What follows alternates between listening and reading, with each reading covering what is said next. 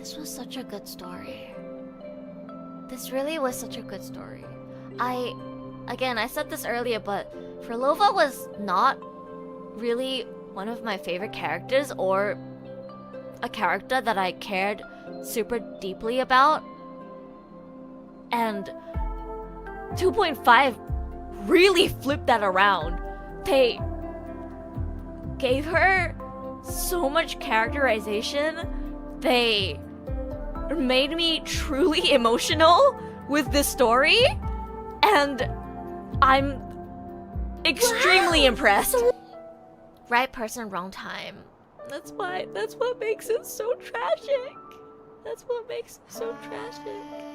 It's been a while since the last time that They I disappeared. saw You know, so many people were worried, like, oh, how are they gonna quote-unquote redeem Frolova? Or like, how are they gonna handle her story arc? How are they gonna write her as a villain? Like, how is this all gonna work, right? Like, people were really concerned about that. And in my opinion, I think they did a perfect job. She stayed a villain till the end. She believed in her own ideology until the end. She never wavered. She did not get talk no jutsu'd into being a quote-unquote good person again. You know what I mean? Like, I love that. I love that. But at the same time, she had enough of a fleshed out backstory that you can truly empathize with why she turned out the way that she did. And even though she may have done heinous things and you might not agree with what the path that she chose to walk on, it doesn't change the fact that she is a very tragic character who experienced so many tragic things, and the story really makes you care for her. Like, you can disagree with her ideology, but still sympathize with her and feel for her and care about her. And I think that's exactly what this story did, which is honestly like perfect. I really like it. I really like it. A residual fragment of Frolova's forte. Though not nearly as strong as her baton, it remains just sufficient for orchestrating. As the blade drove through her chest, everything around her fell silent.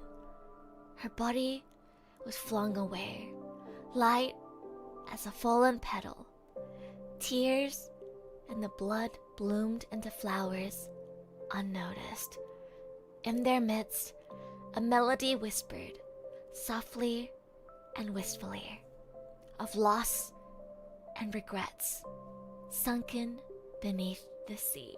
Oh, they gotta make it hurt one last time, don't they, huh? Again, like I said, personally for me, I think the most tragic part of... I mean, of course, there's a lot of tragic parts of this story, right? Like, the fact that her village got fucking just wiped out by a meteor. And the fact that she tried to, you know, do research and ended up being used, essentially, for their personal gain.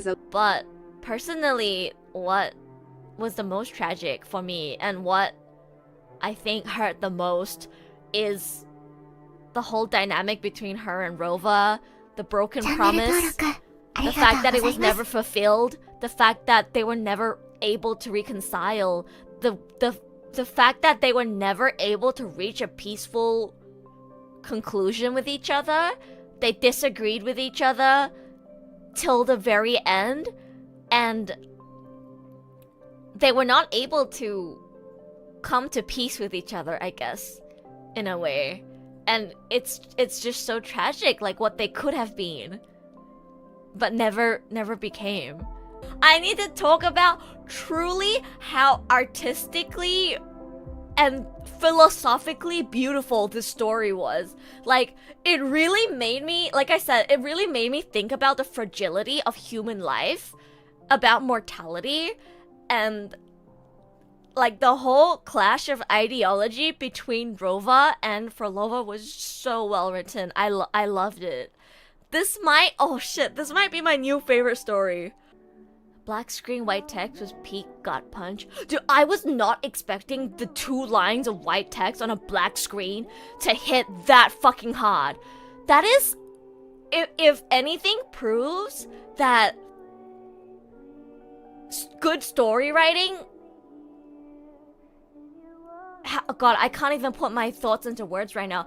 It's like that story was so well お前のお written. かげで今日も頑張れる。 I don't agree with Frolova. I think she was trying to fix something or bring back something that couldn't be brought back. But at the same time, I really understand why she tried to do what she tried to do.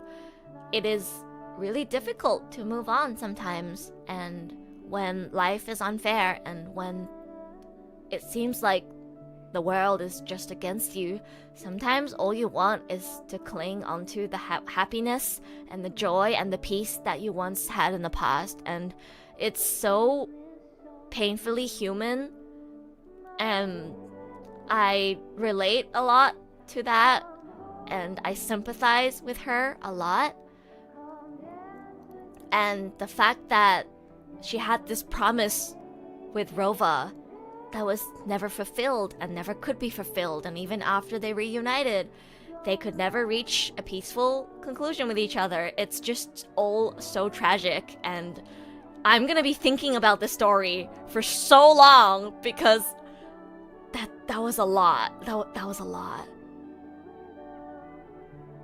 And what I was saying about the black screen with white text, like, it really shows that black screen, white text is not the problem. If you write a good story, if you develop a character's backstory, if you develop the dynamic and the history between 2 characters as well as this story did, at the very end, you don't need any fancy cutscenes. You don't need a beautiful illustration. You don't need anything fancy or expensive. All you need is white text on a black screen, and it will be a fucking punch to your gut, right?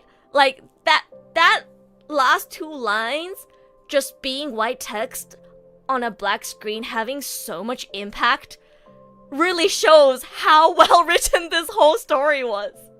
やばい、マジで切なすぎる。どうしよう。どうしよう。ちょっと今日眠れないかもしれない。I feel like I'm not gonna be able to sleep today. I'm gonna be thinking about the fragility of life and mortality and how easy everything can just come to an end, and how sometimes, you know, like, what could have been just won't happen, and you just have to accept it, and how tragic that is. And my head is so full right now. Sorry. I'm sorry if I'm not making sense right now. I'm trying really hard to give like an elaborate, proper explanation of what I loved so much about the story, but like that was just so much to take in, and my head is so full. I don't know if I'm putting my thoughts into words properly. Man, that was such a well-written story. Pool. Fuck you guys. You got me, okay? I did not think that this story was gonna be this good! チャンネル Fuck 登録 it! ありがとうございます。